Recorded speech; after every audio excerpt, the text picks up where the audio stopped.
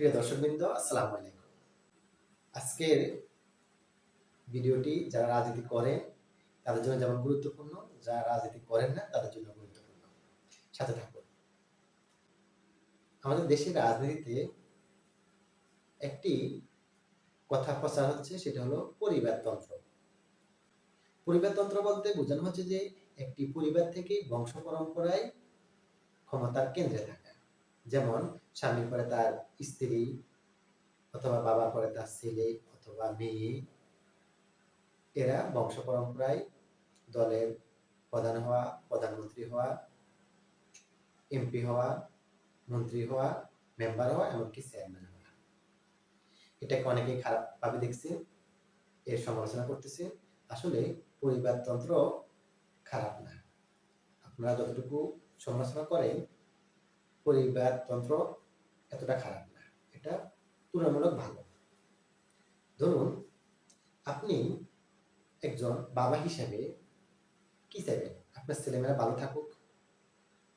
এখন আপনি যদি মনে করেন যে এইখানে বা এই দলে ভালো মানুষ আছে, বা এই দলের ভবিষ্যৎ ভালো, বা এই দলটা আসলে তুলনামূলক ভালো, তাহলে আপনি কি করবেন? আপনার পরিবারের লোকজন কোন দলে চড়াবেন, তারাও সেই দল করবে।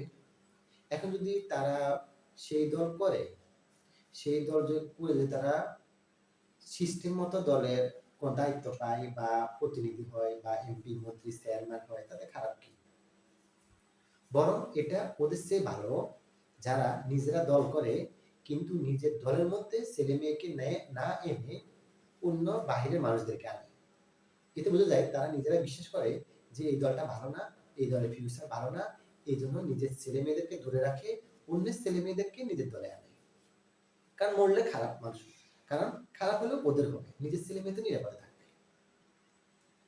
আশা করি আপনারা বুঝতে পারছেন।